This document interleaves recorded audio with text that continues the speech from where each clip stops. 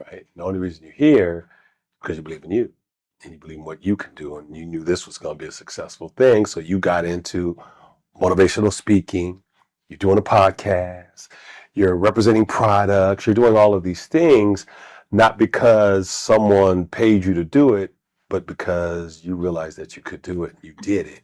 And one thing that I'm not afraid of is failure. And that's really the key to success, is not being afraid to fail. Damn, mic drop. Off the rip, you're coming with it. Oh That's my right. God, that is so true. The universe gives you back what you put into it, right? So I honestly try to treat people with respect. I try to live an honest and decent life, right? But more importantly, I believe in me. Hey guys, welcome back to the Law of Attraction Secrets podcast. I'm your host, Natasha Graziano. Today I have a powerhouse. He is so inspirational. He is somebody who I recently was a guest judge with him on the show Go Fund Yourself, with Dave Meltzer and Rory Couturier and Jason Waller. And it was so dope. It was such a fire show. We met and I was like, he is someone I want to learn from. In fact, he's someone I want to bring on the show. He's a serial entrepreneur. He used to play basketball. You probably know him. Welcome to the show, Joe Wallace. Woo! I feel like we need a live intro there, don't we? Thank you, Thank you for being here. You and your whole 6'7", 8" self. I mean, oh my God. There you go. Amazing. Were you point guard? Small forward. Small forward. But you're not small. No. So why do they call you small Because forward? it's just a position. You should be like tall shooter. Well, you got to, see if you can get the NBA to change that. I should go to position. I know you might get them. I'm very persuasive. Oh, I love that. Okay, so I really want to dive into your amazing career and knowledge in entrepreneurship. This audience is hungry to learn. And we love to learn about people who are doing things at a really high level. And you work with some of the biggest brands in the world. You've done some amazing things. You're a massive investor. I mean, literally, you were on the phone doing a deal for this huge A-list star and this massive store or whatever as you walked in. That's right. And I'm like, holy shit, this guy is the real deal. So let's dive into entrepreneurship. What was the transition like from basketball into entrepreneurship? Because not everyone does that. Right. Well, it really was born out of necessity, right? So it's really how you vision your life and how you see and want your future to be and how much effort and time you want to put into it, right? So I know for me, after playing, obviously, my dad was in Texas, so I really didn't have the opportunity to learn from anyone.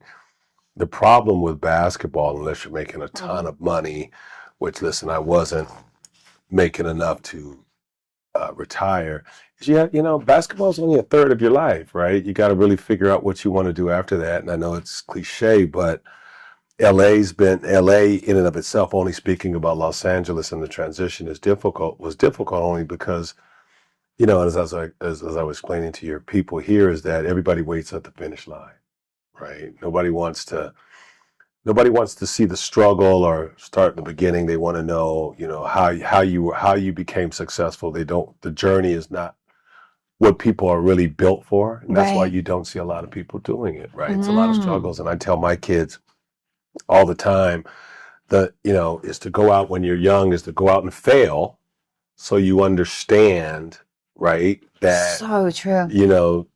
Everything is, my daughter, for example, she graduated from USC and she's scared to fail, so she won't start a business. She'll work for someone, but she won't start a business because she's scared of the optics of failure, right? And one thing that I'm not afraid of is failure. And that's really the key to success, is not being afraid to fail. Damn, mic drop. Off the rip, you're coming with it. Oh my God, that is so true. But it is. I say to people, success is about how many times you got back up. There's a quote I love, and I say, don't look at me now for who I am as I'm standing up here. Look at how many times I fell down and got back up. 1,000%. How many times I stood the fuck back up when everything was against me. 1,000%. When I was told you're never going to be nothing, you're never going to grow into being anything, you're never going to amount to anything, but I said, no, I am. And I stood back up. That's right. Manifested it. Manifested it. You got to manifest. You got to, well, that's the law of attraction secrets. I believe that, and I'm sure you do. Yeah. The power of the belief. Well, it's everything. Seeing it. It's everything. Tell me about this. Mental rehearsal. I love talking about this. You're an athlete. Yeah. You still are. Like, did you rehearse before you went out there for your games? Well, obviously you trained, right? So I think right now, and just speaking to your people here again, you know, I go to bed early. I wake up super early. Do you? I do. I get up at about 4 every day. Wow. Another person who does that 4 a.m. thing. Swim in the morning. Wow. Just to get my clarity. Right. And the universe gives you back what you put into it, right? So I honestly try to treat people with respect. I try to live an honest and decent life, right? But more importantly, I believe in me. And I believe in me wholeheartedly. And I've never had a fear of talking to another man. The one thing that I do understand, and I think that really is my strength, to be honest with you, is that I've never been intimidated by another man. I'm just not. And it's just an innate thing that I could be in a room with super successful people. Not to say that I'm arrogant, right? And don't, but I understood that they also had a journey, and that that everyone's journey is different, and that if I get on my own journey, I could end up like them. But you got to get on your journey, right? You got to start your journey. So I think one of the things for me, and a lot of people get intimidated by successful people, and it intimidates them, so they don't really want to get started. Or even if someone, let's say for someone successful told you not to go into podcasts because they tried it and it failed, and they told you that, and you took their advice, you wouldn't be here today. I wouldn't be here. Right? The only reason you're here is because you believe in you, and you believe in what you can do, and you knew this was going to be a successful thing, so you got into motivational speaking, you're doing a podcast, you're representing products, you're doing all of these things, not because someone paid you to do it, but because you realized that you could do it, you did it. That's hard to do. You would think everybody has that kind of motivation, but they don't. So interesting. You're right. That's exactly it. That's why I believe that I'm here, is to inspire people to go on and inspire their people. Right. I literally believe my gift is to motivate others to get out of bed in the morning, to get up and be someone in their life, so that they can go and inspire their community, your community. Because I can't reach 1 billion people on my own. Right. I'm going to have to do that through your community and your community. And that's why I work as a force with other people. I'm like, let me inspire you. Right. That's really it. Well, that's how it starts. Absolutely. Absolutely. I think that everyone has a gift, but not all of them want to, everyone has a gift, right? But, you know, a lot of people, I know in the African-American community, I'll give you an example. If you go to the African-American community where, you know, times are hard, and you just, you know, you run up to one of those kids and you tell them, I own a business, right? I'm a business owner, right? They automatically have the perception that that means success, and that means that that's something that they would never achieve, not understanding that you could file for in a corporation online, and they'll say you're a business owner, it costs you a couple $100, right? And I think one of the things that for our community is really developing and teaching the youth that starting your own business, being an entrepreneur, like when I grew up in my era, and I'm sure your mom can attest to this, was that, you know, you probably had, you know, you had 4 or 5 occupations, right? You either be a fireman, a lawyer, or a police officer.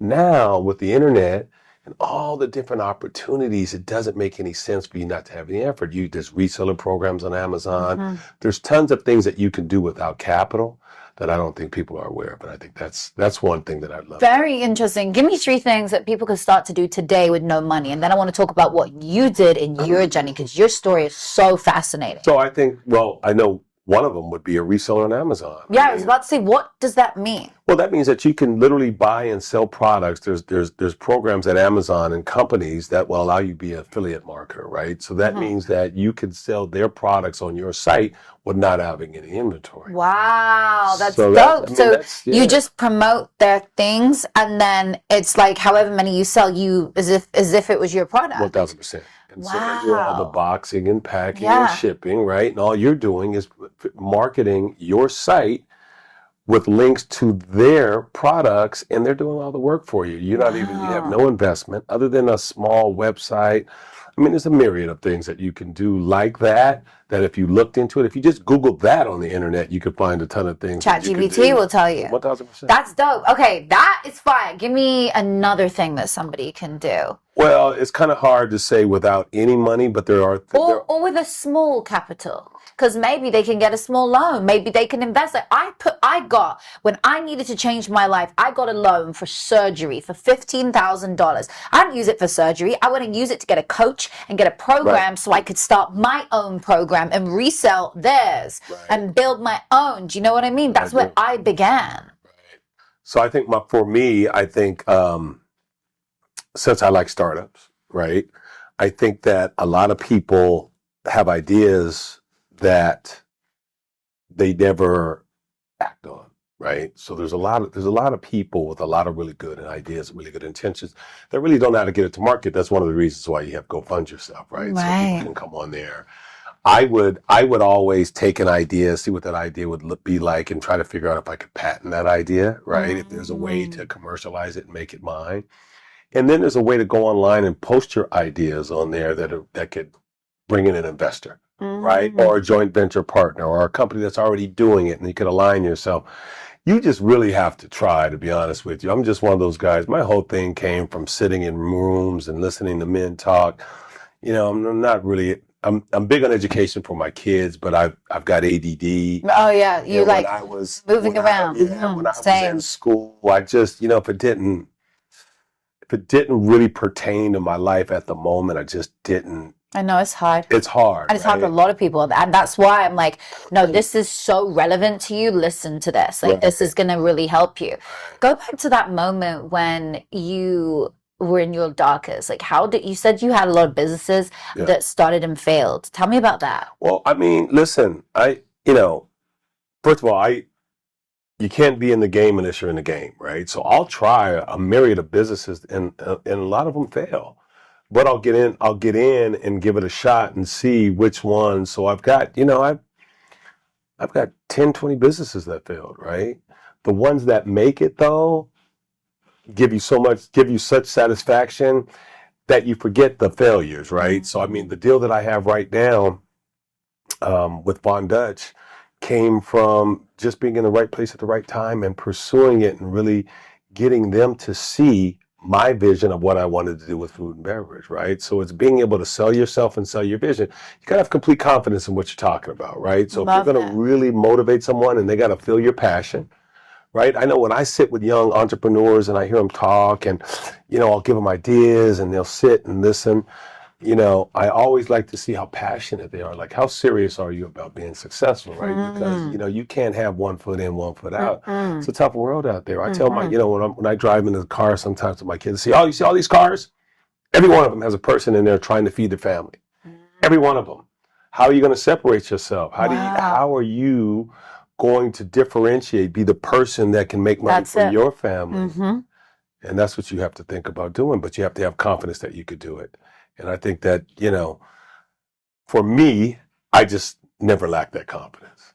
So that was one of my biggest things, is just have confidence in what you're doing. So true. Confidence is everything. It is. People say, Natasha, how do you have that confidence? And we look at you and you're super confident. I love that. I think the most attractive thing in a person is confidence. In fact, am I right? Confidence is much more attractive than prettiness in a woman.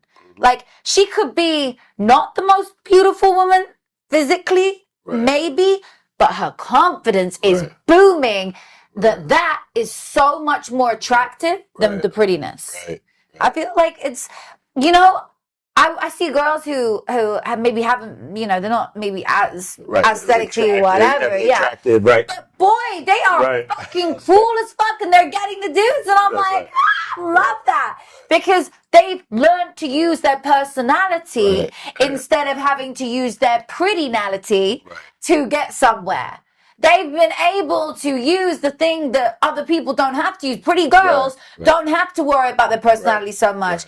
until they do. Right. Whereas I always build it on, no, I'm gonna make sure my personality is even. But when people say to me, "You are so beautiful," I'm like, I'm honestly even more beautiful on the inside. Right. That's my answer. Like, right. I am. Right. You may think I'm aesthetically beautiful, and I'm not bad, but like on the inside, and my personality is tenfold what my looks are. Right. So yes, steal your bitch, steal your man, like. Oh wow. I hear that. No, I'm joking, but I'm playing. I'm confident. Yeah, you are. So I believe in it. But where did that confidence come from? A belief in myself. I wake up in the morning and I'm like, thank you, God, I got another day. And I look in that mirror and I'm just going out there and I'm like, you are amazing. And you all know this. I do affirmations every day. I look in that mirror and I say, you are amazing. You are magnetic. You are cool as fuck. The world loves you. And everything you touch turns to gold. Right. And then I say, I am, and I repeat it back. So I speak to my soul, and then I speak, I am. Right. And I just go into this, like, flow state. Yeah. That's confidence, you know? It is. And it transcends into business. 1,000%. Transcends into everything we do. I feel like anything you want comes from a belief. Did you always have self-belief? I did. And you can feel it in people, too. When you sit down with a very confident person and you start having a conversation with them, you know right then and there, you go, okay, this dude or this woman, you could see something in them that's a little bit different, and you get it. I think that for some innate reason, when I was young, I've always had confidence in myself and just the ability, listen, I wasn't a great student. Obviously, I'm African American, so I'm starting behind the 8 ball, right? I'm tall, so people automatically assume the basketball piece. So I got to get over that dumb jock syndrome. So there's a little bit of some hurdles, but after a little bit of a conversation with me, right, they come to an understanding, like, he knows his stuff, right? And I think that, I've got 2 brothers, and we're completely different. Right. One brother sells insurance, and he does that his whole life, and he loves that, and that's what he does. And I always look at him and say, why haven't you started your own insurance agency? Why would you want to make $125,000 a year? Not that that's bad. I'm not knocking that by any means. That's not what I mean. But he's the key to the operation where he's at, and the company makes millions. I just say to myself, I would have broken away and started my own and gave it that's just my confidence. Hashtag confidence. It is. What does he say? He doesn't have the confidence in himself to carry the business on his own. He could. But he could. And I just go, wow, I don't know why you would do that. So, but I mean, it's just, a lot of people think that business isn't for them, but you're really in business if you're working for somebody else. You're kind of already in it. You just need to, Well, I have an assistant who she's worked for me. She'll be listening now. She'll be like, thanks for the shout out. She worked for me for many years. Okay. And one day I said to her, right, we have to shoot my clients on covers of magazines, but I don't have the time to be going to the shoot anymore. Like, so a few years back, I'm like, I'm like the entrepreneur, the founder of the business. I'm like at the forefront. I'm on stage. I'm on tour. I need somebody. You've got a great eye. You want to be my creative director? I would love to be, but Natasha, I respect this. She said, I'm not going to be on an hourly wage when I do that. I want a set fee, and I want this. And I was like, okay, just because you asked it like that, I'm going to give it to you. But best believe, this is the budget for that shoot. You're taking a quarter of it. Make sure the other 3/4, you fill it with the makeup artist, the stylist, the hairstylist, the studio, the photographer. Make sure you fill in. And you're going to run that shit, honey, because you're getting a big salary for it. She was like, okay. So I said, now you work for me, but you're an entrepreneur. Because if I'm not there, don't come to me and tell me the photographer's cancelled. You best have filled it. Right. I don't want to know anything about it. Just show me the cover at the end. That's it. I just go, well done to my client. We did it. We put you on the cover of Glamour or Forbes. Like, we did it.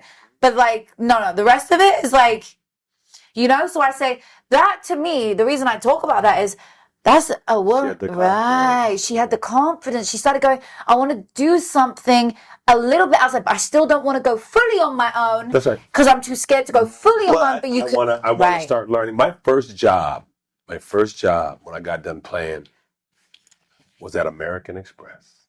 Was it really? Yes.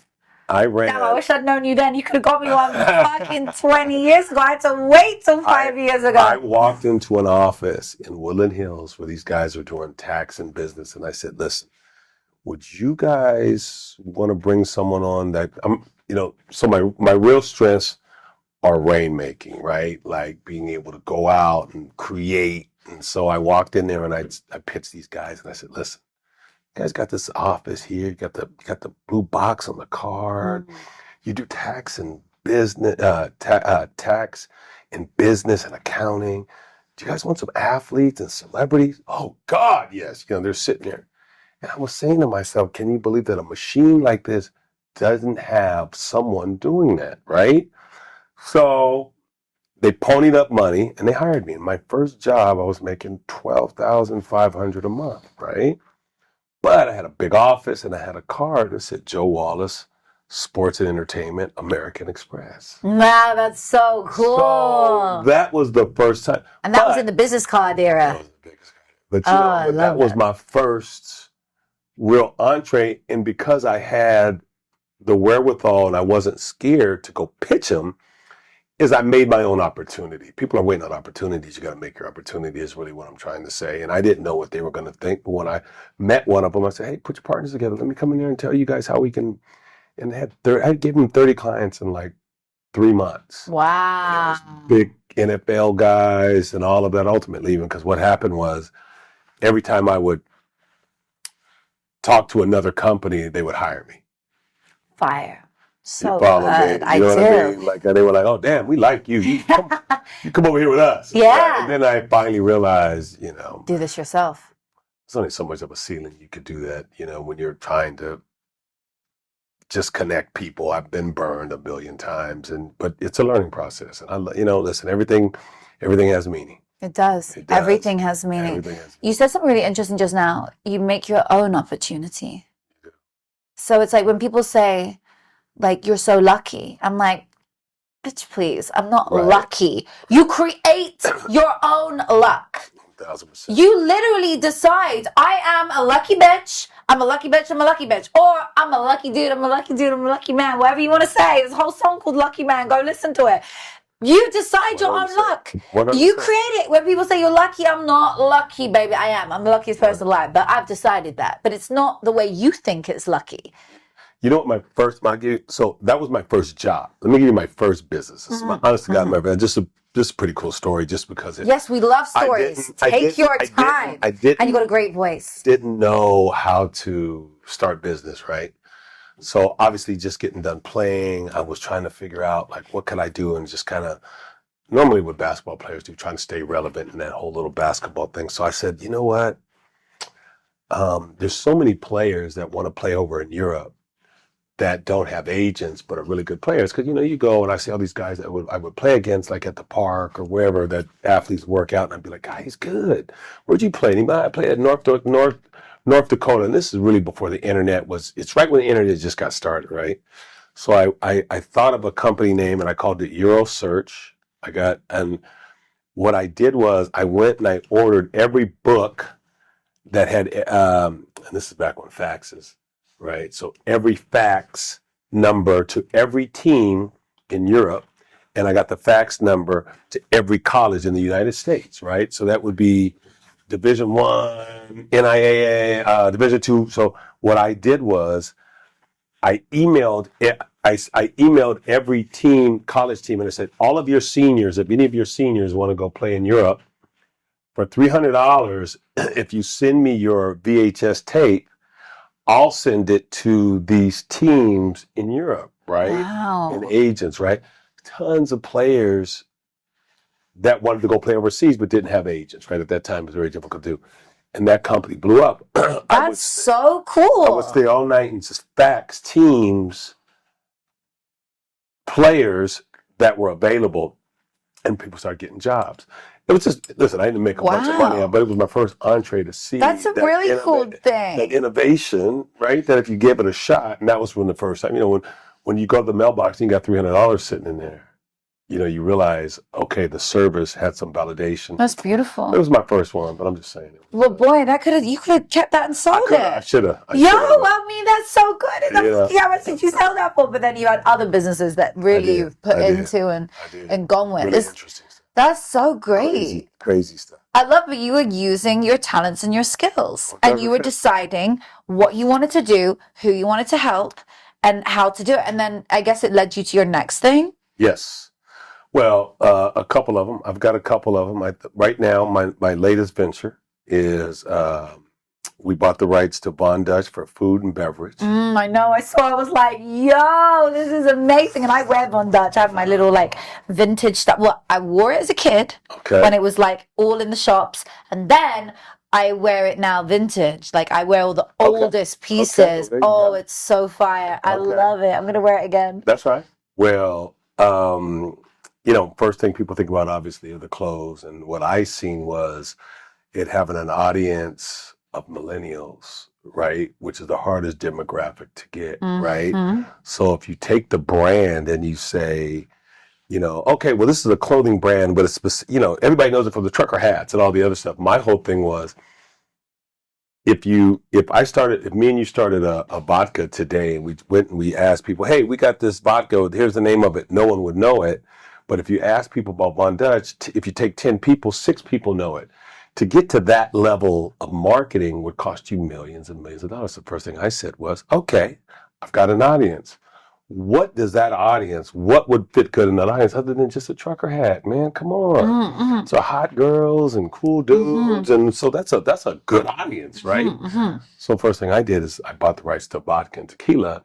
It morphed into buying it all. But my first thought was, and when I was going to do the vodka and tequila, I acquired a company that takes all of the additives out of the vodka and the tequila. Wow. So it's the best tasting smooth. It doesn't give you a hangover. That's beautiful. And I was doing a lion's mane vodka.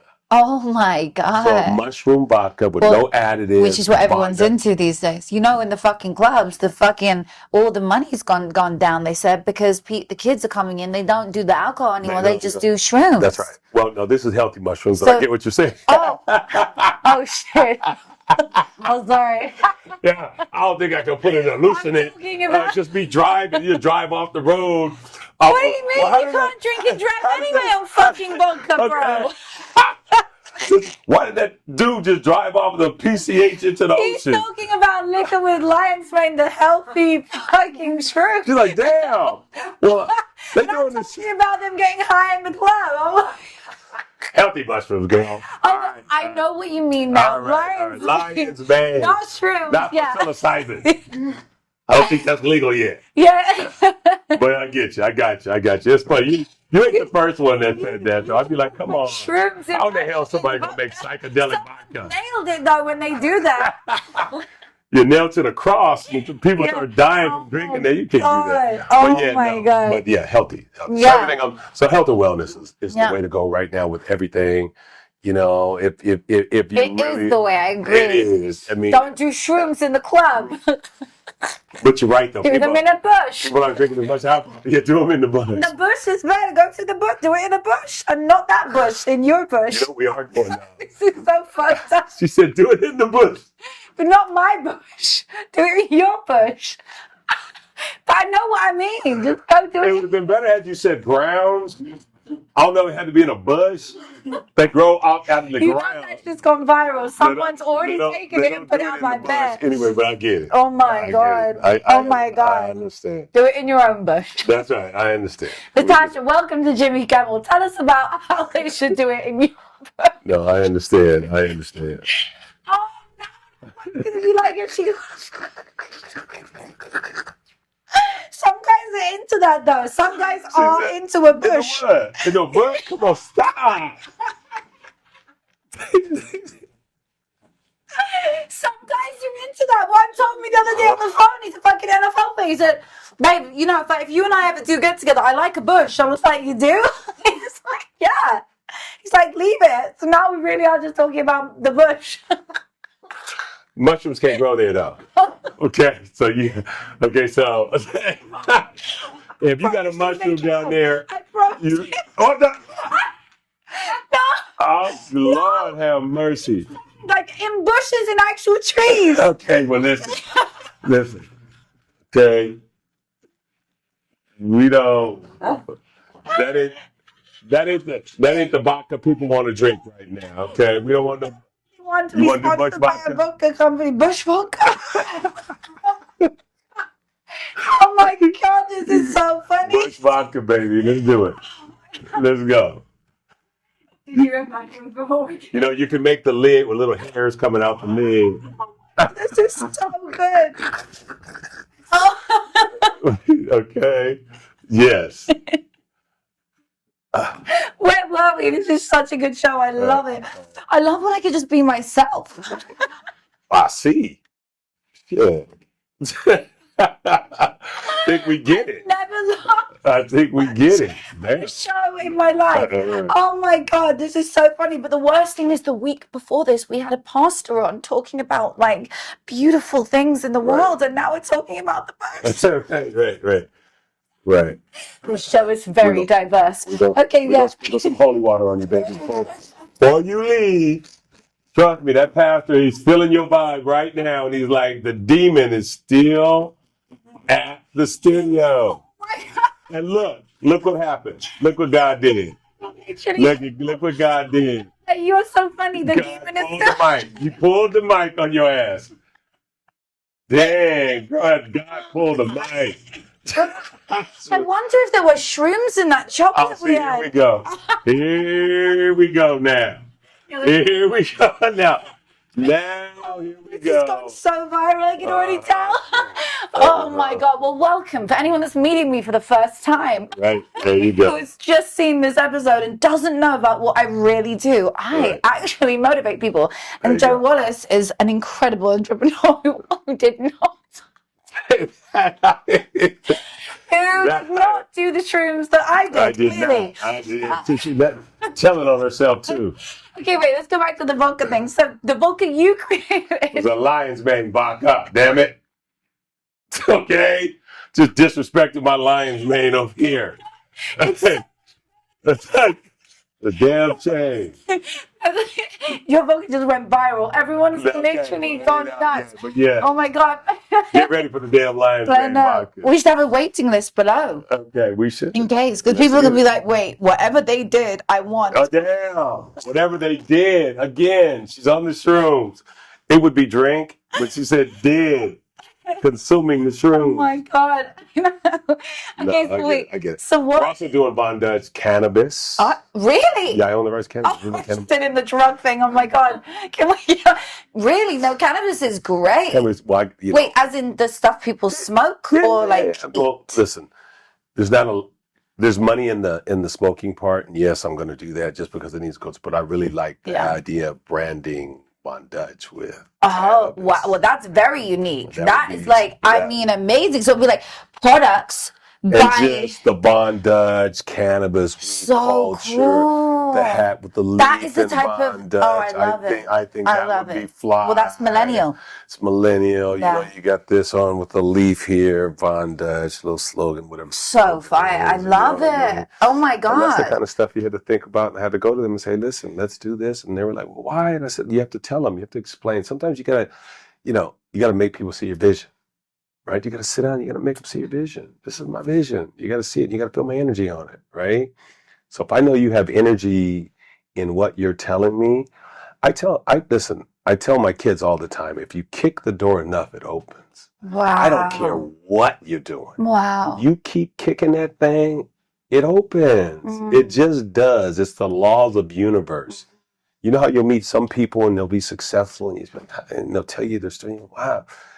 And I was just telling my son, he's in Turkey right now, and I was talking, and there was some guy I had met, and he knew my son's friend that played basketball at UCLA, and he just was telling me, and I just was telling my son, I said, it's a lot of what you know, but it's definitely who you know. So as you go through life, try to position yourself to meet people that can enhance your life. I said, the value of Harvard is not in the education. The value in Harvard is your dorm mate. Wow, and so true. And the people you're eating with and at your fraternity. That's the value of Harvard. Your network is your network. Your network. 100%. That guy's father's is the senator of Iowa. This guy's dad runs the CEO of the healthcare company. That, you follow me? That's why you go to Harvard. Wow, so true. That's the truth. So true. That's the truth. And so you align yourself and you put yourself in those positions to meet people that can help you, right? So, I like to watch First 48. I like to watch these really true crime novels. And I just see, a lot with African American boys. I just see, and I just say, all three of them are going to jail because that's all three of them. That's all three of them know. None of them have a different role model in that hood and where they're at. This is their life, that circle of life. Wow. There's not an individual that's in their crew that goes, you know what, let's not do this. Let's try to figure out how to raise some money and open a car wash. There's not one of them doing that. I feel you. You know what I'm saying? So it ends up going down a bad path. It ends up going down the only path you know. So sad. You'll go down the path you know, unless you change it. Unless you go, you know what? I'm going to U-turn and I'm not going to follow the same thing because I'm going to consciously realize that I'm in somebody else's frame and I want to change my own frame now. And I want to choose a different life. So I'm going to choose something that is going to be different for me, and I'm going to be the first millionaire in my family, and I'm going to create generational 100%. Wealth, I'm going to create something different. 100%. You just got to choose it. You got to choose it.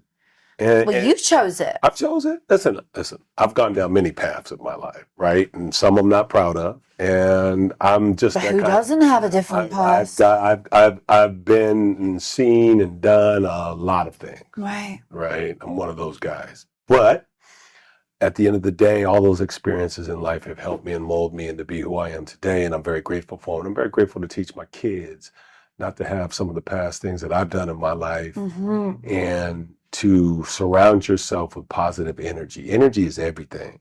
It truly is to me. You know what I mean? So do you want a person that you wake up in the morning to kiss you on the forehead and say good morning? Or do you want somebody that opens up the window and says, God, it's ugly outside. Ugh, I hate today. Right? Those two interactions can really dictate how you start your day and how you move. I agree. That kind of person. I agree. I'm positive. Yeah, me too. Well, that's why I've been single for a while, because I'm like, I'm worried. I don't want someone to diminish my life.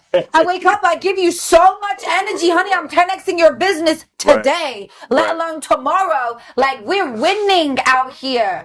So if anybody is not positive in my world, cut. You have to. You have to be. I agree. Like, I am filled with happy. That's what the law of attraction is. It is. We choose our destiny. We do. We wake up and we're either positive and attract more positive things. It doesn't matter what you're going through. You can find the light somewhere, that you're still alive, that you're still breathing, that you have family. Maybe you have somebody that you love. Somebody loves you. There's something you can be grateful for. Your pets, the trees, the air, the flowers. I just count those blessings over and over until 100%. They multiply 100%. To the bigger things. 100%. You know that's how what you appreciate appreciates. You know, I have a gratitude alarm that goes off every day, 3 times a day now. And on your phone, you can set it. You can go onto alarms and you can change it. And I've changed it to positivity alarm, gratitude alarm, celebration alarm.